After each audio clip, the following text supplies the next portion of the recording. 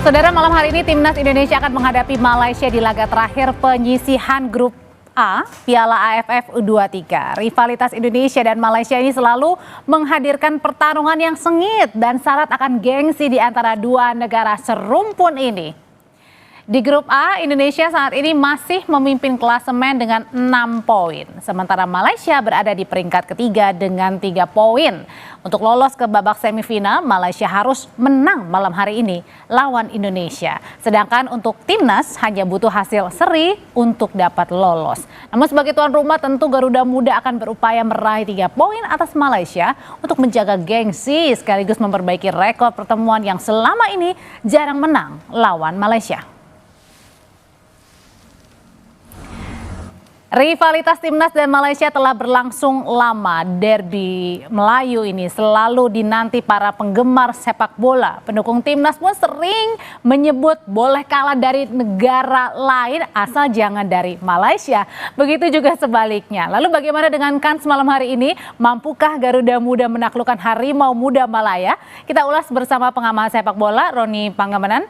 Selamat malam, Bung Ropan. Selamat malam, Audrey. Iya, Bung Ropan, nih langsung aja ya kita melihat ya. Kalau kita melihat dari grafis di sini kan, ini kalau melihat ini banyak pada saat pertemuan Indonesia dan Malaysia ini rata-rata banyak pertemuan Malaysia yang kemudian menang ya dari Indonesia, Bung Ropan ya. Tapi kalau malam hari ini melihat performa 2 kali sebelumnya di Timnas lawan Brunei dan juga Filipina seperti apa kansnya? Ya, tentunya kita harus mengabaikan statistik ini kan hanya di atas angka-angka di atas kertas aja ya. Sekarang situasi dan kondisi berbeda.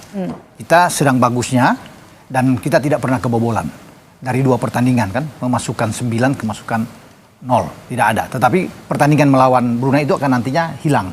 Kita akan dihitung dengan pertandingan Filipina dan Malaysia. Kalau bicara pertandingan malam ini, saya pikir kan ini hidup mati bukan buat Malaysia juga. Tetapi buat kita juga. Kita tidak boleh kalah lebih dari 1-0 ya buat lawan Malaysia. Malaysia pun tidak boleh bermain imbang. Jadi mereka memilih itu harus menang atau mereka pulang sama sekali kalah. Itu untuk Malaysia karena di peringkat ketiga ya, Karena mereka di peringkat ketiga. Dan mereka harus bisa, kalau bisa ingin aman, mereka harus bisa menang dengan 2-0. Itu enak buat mereka untuk menyingkirkan Indonesia. Makanya ini tidak boleh main-main buat kita. Walaupun kita hanya perlu imbang, itu jangan kita itu hanya di lapangan aja, kita harus bisa menang. Karena ini depan publik kita bermain. Di Stadion GBK pula? Dengan kualitas pemain kita yang saya pikir ini oke, bagus. Ya boleh dikatakan di atas Malaysia. Tapi tetap pertandingan ini harus fokus, anak-anak harus konsentrasi untuk meraih 3 poin itu. Dan saya yakin kita bisa mendapatkan itu.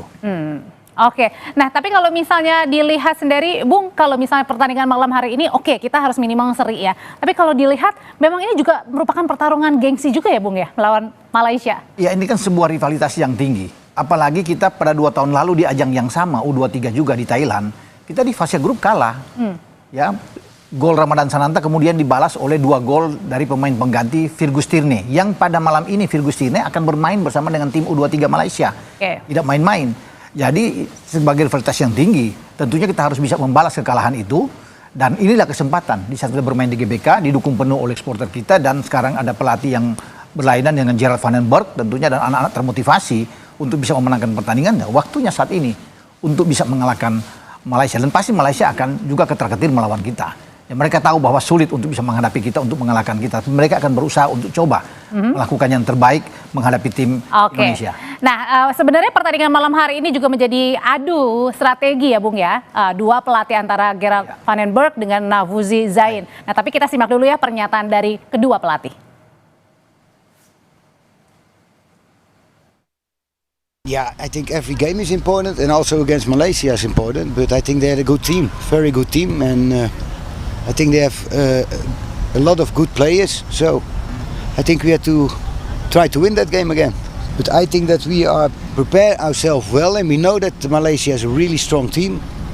But we will make a battle of it and try to win.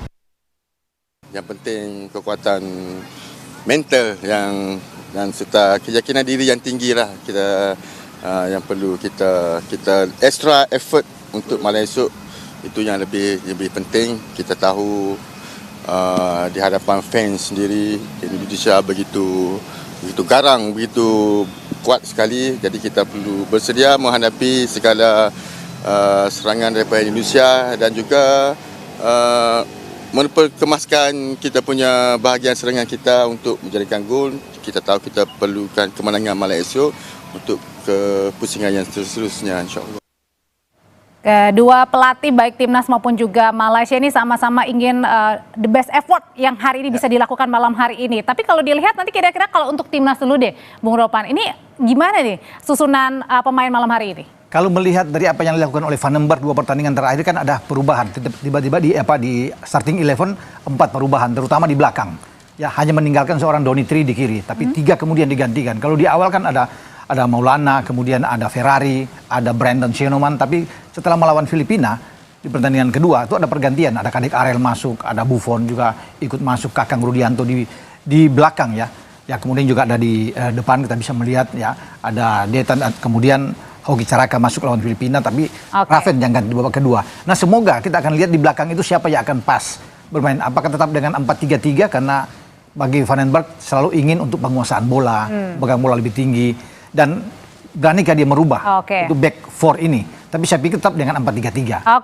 Ya. Berbicara tentang susunan pemain nih, kita lihat juga nih kira-kira pemain-pemain kita yang lagi jaya-jayanya di AFF U23 2025 ini. Ada nama Jens Raven, ada Arkan Fikri, Robbie Darwish, Kadek Arel. Gimana nih untuk malam hari ini, Bung? Iya, saya pikir mungkin saja Kadek Arel kan kemarin melawan Filipina menggantikan posisi dari Ferrari sebagai kapten. Bisa saja dua-duanya main antara Kadek dan Ferrari. Nah, kemudian Robbie Darwish ini kan tidak tergantikan. Kalau di tengah itu semua stabil ya. Baik dalam pertandingan melawan Brunei dan Filipina. Artinya Robbie Darwish, Arkan Fikri bermain dengan Tony Firmansyah. Tiga di tengah ini yang menjadi pilar utama. Kalau Raven, saya pikir kemarin dia kan agak kurang begitu fit.